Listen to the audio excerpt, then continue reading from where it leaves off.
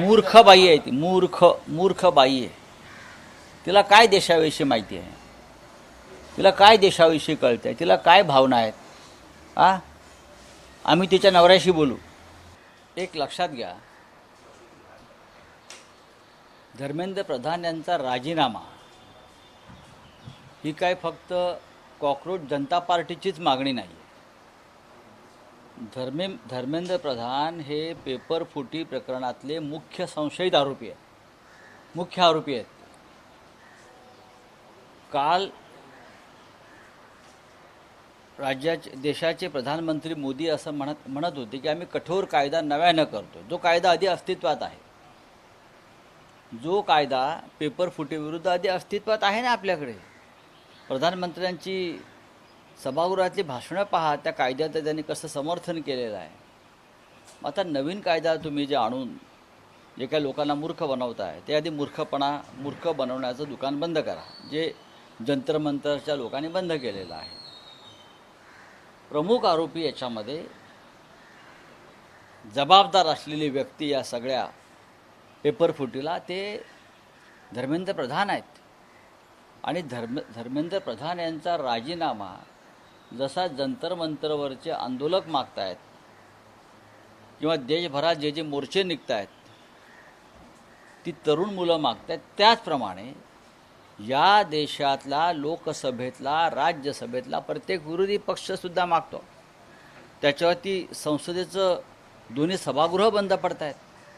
त्याच्यावरती राहुल गांधींनी आंदोलन केलं आहे, त्याच्यावरती आदित्य ठाकरे, अमित ठाकरे ते आंदोलन करत आहेत. त्याच्यामुळे हा विषय आता फक्त कॉक्रोच जनता पार्टीपुरता मर्यादित नाही. हा विषय आता एक राष्ट्रीय विषय झालेला आहे. आणि धर्मेंद्र प्रधान तुमचा कोण लागतो, त्याला तुम्ही इतकं वाचवताय, एवढा अहंकार कशा करताय, हे स्पष्ट व्हायला पाहिजे. धर्मेंद्र प्रधानचा राजीनामा त्यांना घ्यावाच लागेल. और आपला काय एक आहे की तुम्ही आता एक ट्विट केलेलं आहे आणि त्याला तुम्ही लक्षवेधी म्हटलेलं आहे. गृहमंत्री म्हणून देवेंद्रजी यांनी घेतलेला आतापर्यंतचा विजनरी निर्णय. सर्व मंत्री व सरकारी आमदार खासदारांना माझी विनंती आहे की बाहेर फिरू नका, घरीच राहा, धोका पत्करू नका. बाहेर वादळ घोंगावत आहे आणि कंसात तुम्ही म्हणता की गद्दार मंडळींनी तर भूमिगत व्हावे. जय महाराष्ट्र. एक बातमी तुम्ही लोकसत्तेतली नाही, एक बातमी वृत्तपत्रामध्ये काल प्रसिद्ध झाली की देवेंद्र फडणवीस यांनी सर्व मंत्र्यांची सुरक्षा वाढवली. का बरं त्यांना अशी अचानक सुरक्षा वाढवावी लागली? सर्वच मंत्र्यांना Y+Z अशा प्रकारची सुरक्षा आहे. काही लोकांनी स्वतःचे स्वतंत्र बॉडीगार्ड्स ठेवलेले आहेत. जर तुम्ही डेप्युटी CMचा ताफा बघाल ठाण्याकडे जाताना किंवा ठाण्यातून निघताना, तर एवढा ताफा प्रधानमंत्र्यांचा किंवा अमित शहांचा नाही आहे. तरीही जर देवेंद्र फडणवीस यांनी या सगळ्यांची सुरक्षा वाढवण्याचा निर्णय घेतला असेल तर तो फडणवीस यांच्या कारकिर्दीतला गृहमंत्री म्हणून आतापर्यंतचा अत्यंत दूरदृष्टीचा निर्णय आहे. विजनरी निर्णय म्हणतो मी त्याला.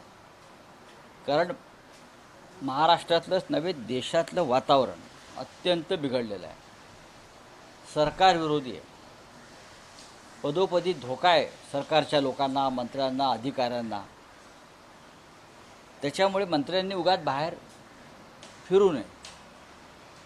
आमदार खासदारांनी सुद्धा शहाणपणा करून बाहेर फिरायला जाऊ नये, उगाचच कार्यक्रम घेऊ नयेत. बाहेर वादळ घोंगावत आहे. लाल बावटा दाखवलेला आहे तिथे. ते असं ना समुद्रात वादळातला बावटा, पांढरा बावटा, लाल बावटा. तर बाहेर वादळ घोंगावत आहे. वादळाशी खेळू नका. आणि विशेषतः जे गद्दार आहेत, मग मंत्री असतील, आमदार असतील, खासदार असतील, त्यांनी तर कोणताच धोका पत्करू नये, कोणत्याही प्रकारचा. लोकांच्या नजरेतसुद्धा पडू नये त्यांनी. फार गंभीर परिस्थिती आहे, वातावरण चिघळलेलं आहे. तर मी एका मानवतेच्या भावनेने सांगतो आहे की काही अघटित घडू नये म्हणून देवेंद्रजींनी जो निर्णय घेतलेला आहे सिक्युरिटी वाढवण्याची, तो चांगला आहे. अजून जर काय आर्मी वगैरे आणता आली त्यांच्या सिक्युरिटीसाठी तर केंद्र सरकारकडे लष्कराची पण मागणी केली पाहिजे. आपण काल शिवाजी पार्कला पाहिलं असेल कसं वादळ घोंगावत होतं. आपण काल पुण्यात पाहिलं असेल कसं वादळ घोंगावत होतं. नाशिकला पाहिलं असेल कसं वादळ घोंगावत होतं. आणि परत मी हे पण सांगेन की उठसूट दिल्लीत फेऱ्या मारू नका अमित शहाना भेटण्यासाठी. दिल्लीत सगळ्यात जास्त चक्रीवादळ आहे. नजरेच कोणाच्या पडू नका, या लोकांनी भूमिगत व्हायला पाहिजे. दिल्लीत जाल तर काहीतरी गडबड होईल. तुमच्यावर लक्ष आहे सगळ्यांवरती. ज्यांनी ज्यांनी या देशाशी बेईमानी केलेली आहे, जनतेशी बेईमानी केलेली आहे, त्यांच्या जीवाला आणि त्यांच्या मालमत्तेला धोका आहे. म्हणून देवेंद्रजींनी जो निर्णय घेतला आहे गृहमंत्री म्हणून, पहिला विजनरी निर्णय, की सर्व मंत्र्यांची आणि आमदार खासदारांची सुरक्षा वाढवावी, त्याचं मी स्वागत करतो. बोलिए. विद्यार्थी तुम्हाला प्रश्न विचारतात, तरुण तुम्ही प्रश्न विचारताय, त्याची उत्तर द्यायला हवी. हा उत्तर देण्याचा काळ आहे. कुठले दलगटीचं काळ आहे? मोहनराव भागवत यांनी सरळ असं खाण्यापेक्षा असं बरं का, असं आणावं इथे. आणि त्यांनी धर्मेंद्र प्रधान यांचा राजीनामा सुद्धा मागावा आणि या तरुणांचा जो आवाज आहे त्या आवाजात सामील व्हावं. त्यांनी थेट राजीनामा मागावा. मोहनराव भागवतांनी थेट. प्रवचनं आम्ही तुमचं ऐकतो आहोत, आम्ही तुमचा आदर करत आहोत, पण आता प्रवचनं झोडण्याचा काळ नसून थेट निर्णय घेण्याचा. जसं वीर सावरकर म्हणाले होते, लेखण्या मोडा आणि बंदुका हातात घ्या, त्याप्रमाणे आता प्रवचनं झोडण्यापेक्षा थेट निर्णय घ्या आणि सरकारला सांगा, या सरकारचं जनक हे RSS आहे, संघ आहे. सांगा तुम्ही, मोदी तुम्ही जा आणि त्याच्या आधी धर्मेंद्र प्रधानला घालवा. हे मोहनराव भागवतांनी थेट सांगायला पाहिजे. राऊतसाहेब, धर्मेंद्र प्रधान यांचा राजीनामा केंद्र सरकार म्हणजे त्या सरकारचे नेते नरेंद्र मोदी, अमित शहा घेत नाही. पण साधारण 1.5 वर्षापूर्वी राज्यसभेचे सभापती जगदीप धनखड यांचा अचानक राजीनामा घेतला जातो. त्याचं कारण अजून रस्त्यात आहे. तुम्हाला काय वाटतं की तो राजीनामा घेतला जातो आणि इथे राजीनामा घेतला जातो? नाही, तो राजीनामा यासाठी घेतला कारण उपराष्ट्रपती जगदीप धनखड यांनी काही वेळेला उघडपणे शेतकऱ्यांची बाजू घेतली आणि सरकारच्या निर्णयावरती कठोर टीका केली. ते विरोधकांना भेटत होते आणि विरोधकांशी चर्चा करत होते. त्याच्यामुळे सरकारला राग आला आणि सरकारनं त्यांचा राजीनामा घेतला. पण धर्मेंद्र प्रधान यांच्या कृतीविरोधात, गुन्हेगारी कृतीविरोधात देशातला तरुण खवळलेला आहे. तो उपोषणाला बसलेला आहे, तो आंदोलन करतो आहे. याचं सरकारला काही वाटत नाही. निर्मला सीतारामन यांनी यावर दुःख व्यक्त केलेलं आहे. मात्र काय पुन्हा परीक्षा झाल्यामुळे काय मूर्ख बाई आहे ती, मूर्ख बाई आहे. तिला काय देशाविषयी माहिती आहे? तिला काय देशाविषयी कळतं? तिला काय भावना आहेत? आम्ही तिच्या नवऱ्याशी बोलू. तो पर्पला प्रभाकर, तो फार शहाणा माणूस आहे. पण राऊतसाहेब, या आंदोलनात एक असं दिसलंय की जेव्हा नरेंद्र मोदी सत्तेत आलेले त्यावेळेस त्यांनी सोशल मीडियाचा वापर म्हणून व्हॉट्सअपचा जास्त वापर आणि त्याचा त्यांना फायदा झाला. पण मग आता दिसतंय की इंस्टाग्राम हे अत्यंत प्रभावी साधन बनलंय आणि स्वतः नरेंद्र मोदी आपल्या मंत्र्यांना सांगतायत की तुम्ही इंस्टाग्रामवर या, इथे सक्रिय व्हा आणि तुम्ही जी कामं करता ती ह्या प्लॅटफॉर्मवरही या माध्यमातून शेअर करा. इंस्टाग्राम हे प्रभावी माध्यम आहे. जंतर मंतरची जी लढाई आहे ती अत्यंत चाणाक्ष पद्धतीनं लढली जाते मुलांकडून. ज्या पद्धतीनं इराणनं इस्रायल आणि अमेरिकेला नमवलं, त्या दोन हुकुमशाहींना, त्या पद्धतीनं जंतर मंतर ही मोदी आणि त्यांच्या सायबर सेलला, त्यांच्या IT सेलला उद्ध्वस्त करून टाकलेलं आहे. आपण बघितलं असेल, इराणच्या युद्धामध्ये इराणी तरुणांनी ज्या पद्धतीनं सायबर सेलचा आणि त्यांच्या ज्ञानाचा, IT ज्ञानाचा वापर करून अमेरिका आणि नेतन्याहूला नामोहरम केलं होतं, त्याच पद्धतीनं जंतर मंतर नव्हे तर देशभरातील तरुण वर्ग जेनजी हा मोदी आणि त्यांच्या IT सेलला उद्ध्वस्त करतो आहे. आणि म्हणून मंत्र्यांना सूचना काय तर काय, ते इंस्टाग्रामवर सक्रिय राहा. आता कोणी राहायचं इंस्टाग्रामवर? मग मंत्र्यांनी कामं कधी करायची? धर्मेंद्र प्रधानांनी कामं कधी करायची?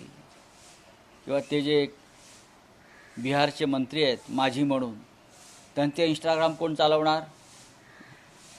त्यांचे किंवा इतर काही मंत्री आहेत अर्धशिक्षित, अमित शहा सारखे, स्वतः मोदी अर्धशिक्षित आहेत, त्यांचा इंस्टाग्राम कोण चालवत आहे?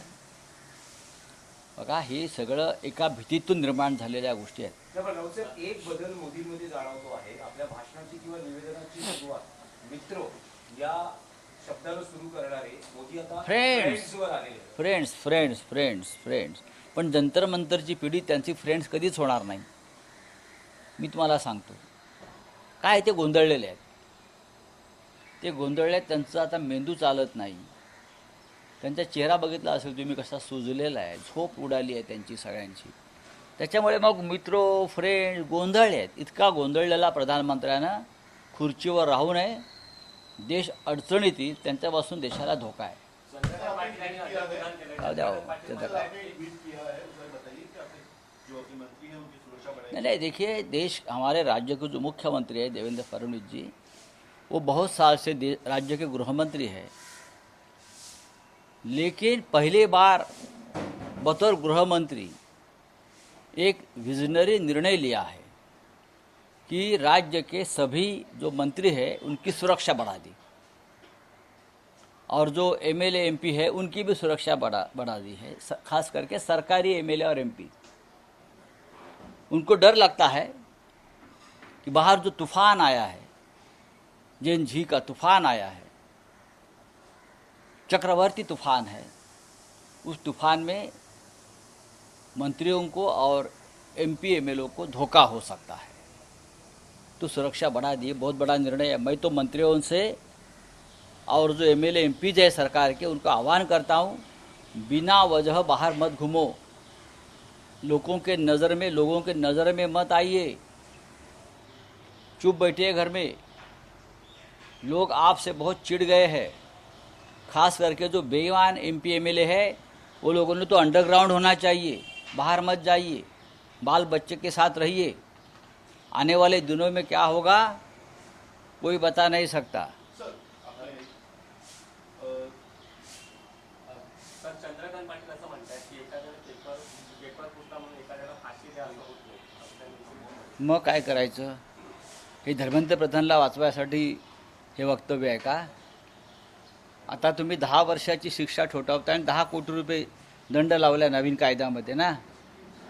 20 मुलांनी आत्महत्या केल्या, याचं काय चंद्रकांत पाटलांना वाटतंय का? पेपर फुटीमुळे 20 मुलांनी या देशामध्ये आत्महत्या केल्या, त्यातली काही मुलं महाराष्ट्रातली आहेत. इतके निर्दय हे मंत्री कसे होऊ शकतात? म्हणून त्यांची सुरक्षा जी वाढवली आहे राज्याच्या गृहमंत्र्यांनी, योग्य आहे. अशा मंत्र्यांना जनतेपासून आणि आंदोलकांपासून खरोखर धोका होऊ शकतो. देखिए, मोहनराव भागवत जी ने सीधी बात करनी चाहिए कि धर्मेंद्र प्रधान इस्तीफा दो. ये घूम फिर कर जो बातें कर रहे हैं ना, लोगों को अब अच्छे नहीं लग रहे. आपका संगठन भी बदनाम हो रहा है. आप चुप बैठे हो. बच्चों से बात करने का मतलब क्या है? आप सीधे बात करो प्रधानमंत्री से, फ़ोन उठाओ, अमित शाह को आदेश दे दो, मोदी जी को आदेश दे दो, धर्मेंद्र प्रधान का इस्तीफ़ा ले लो, नहीं तो हम आपके खिलाफ हो जाएंगे. अगर आपने इस्तीफ़ा नहीं लिया तो वापस नागपुर में मत आना.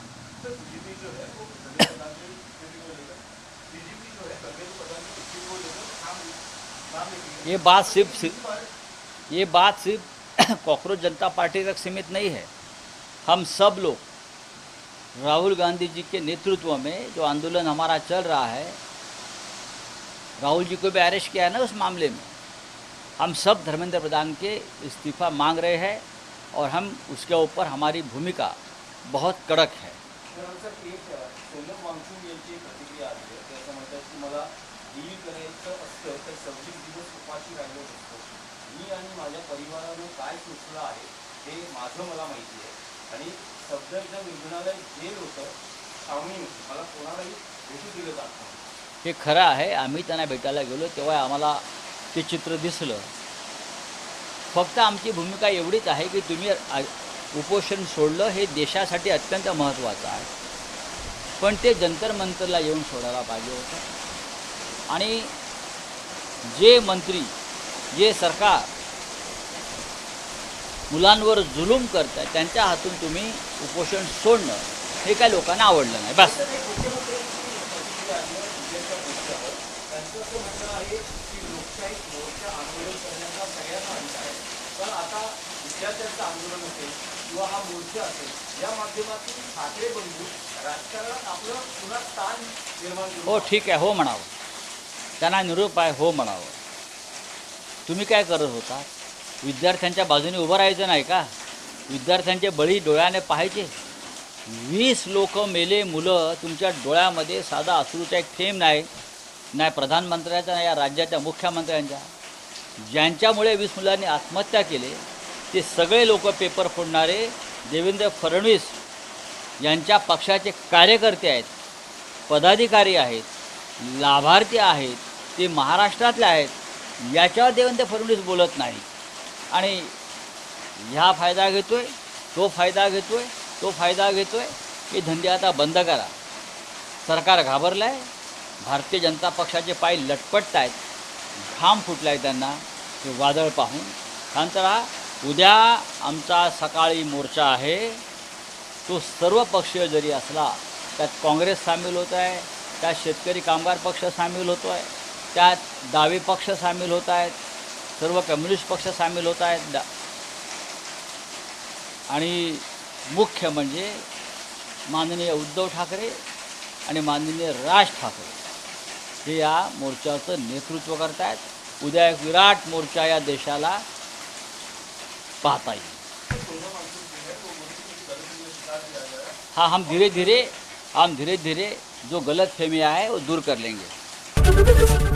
एबीपी माझा, उघडा डोळे बघा नीट.